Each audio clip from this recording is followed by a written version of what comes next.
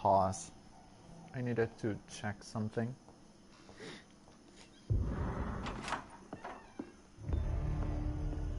Edgar. Edgar, can you hear me? Jonathan, is it really you? Easy.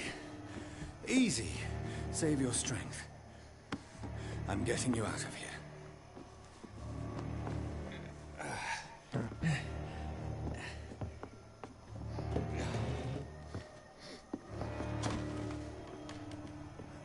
Don't try to spare me.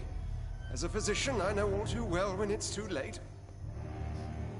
Punctured lung, broken ribs, internal bleeding. An accurate diagnosis, wouldn't you say? Edgar, what happened? They wanted me to confess. Beat me black and blue. Geoffrey McCullum ambushed me at the Pembroke Hospital. He was convinced you and I were responsible for the Skal epidemic. I never imagined that self-righteous fanatic would dare to attack us in the open. What became of him? I put him in a somewhat delicate position when I made him an immortal. Really? You sure that was the wisest course of action? Time will tell. The most intriguing part of his accusation was that you and I were the pawns of some ancient vampire. William Marshall. Yes, they tortured me to make me confess the sentence.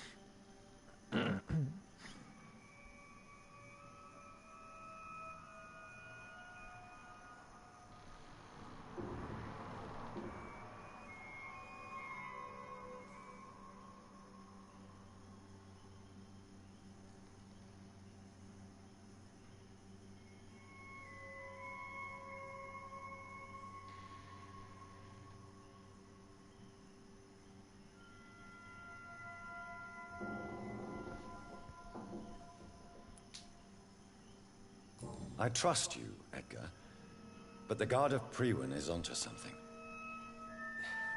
What do you mean? William Marshall, for example.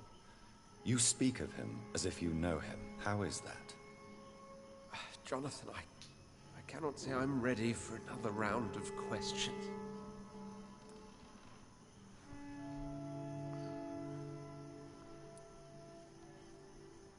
Why would the Guard of Priwen believe you and I created the vampire epidemic? Maybe due to our profession. Because I offered you shelter in my hospital. What can you tell me about William Marshall? Not much. History paints the story he was the greatest knight who ever lived. Amongst the immortals, he had a yet greater legend.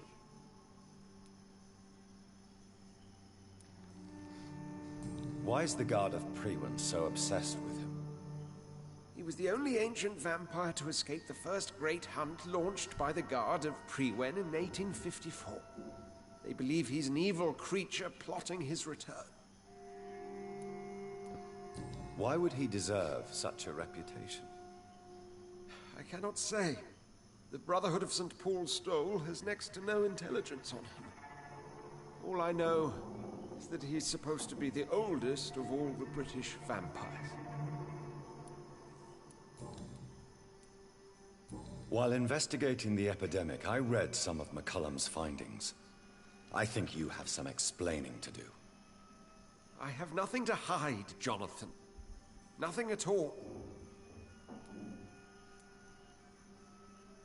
Do you know Doris Fletcher's real name? No, I'm afraid not. Her real name was Doris Jones. She was the daughter of Harriet Jones. What do you want me to say, Jonathan? Do you remember when we suspected Sean Hampton of killing Harriet Jones? Yes. The terrible episode that came as a shock to us all. Harriet Jones faked her own death. When I found her in the sewers, she confessed she wanted everybody to pay for what happened to her.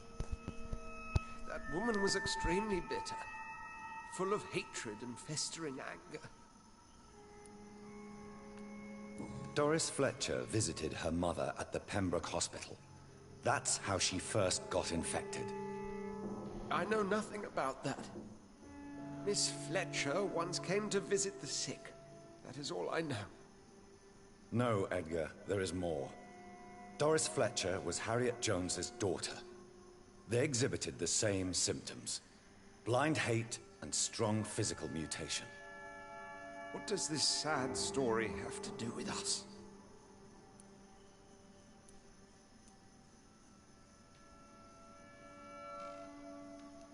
Do you know where we are? Doris Fletcher's theater. This is where that hateful creature plotted to spread the epidemic across London. I only briefly met Miss Fletcher once when she visited the Pembroke Hospital. You say it was to see her mother. She seemed like such a sweet and graceful woman. My point exactly. The disease turned her into a bitter soul, driven by vengeance just like her mother.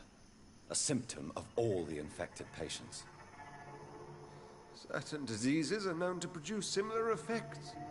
Rabies, for example. And rabies is not the devil at work.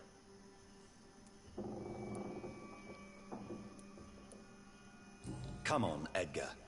Don't you see the pattern here? The epidemic, the link between Doris and Harriet, the suspicion of McCullum. How could I? I never saw Harriet Jones again after she fled the hospital.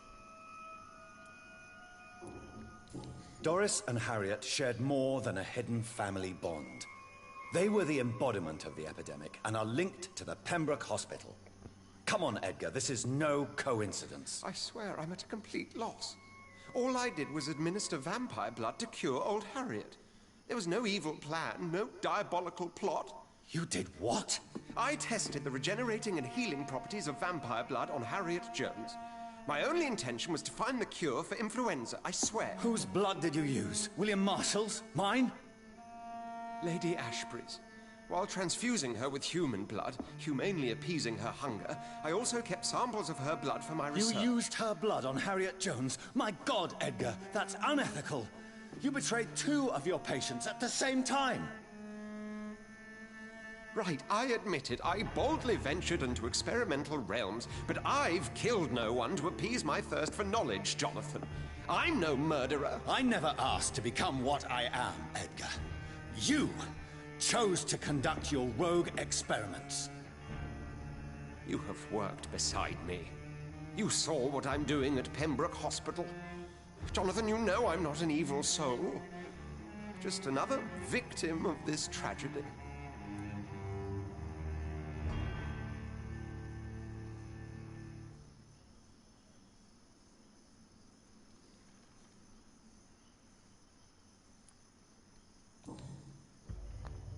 No, Edgar, you are not going to die. Unless you want to. What do you mean? I can save you, Edgar. I can turn your broken body into one like mine. You truly would? After all I've done, after all that's been said, you would offer me this gift? I have no way of knowing which punishment would be worse, Edgar. But it is not for me to decide. So?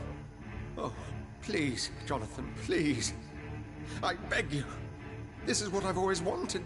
This is what I've always searched for. Very well, then.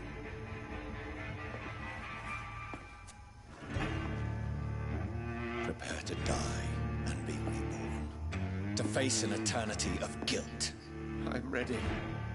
Oh, indeed, I am ready.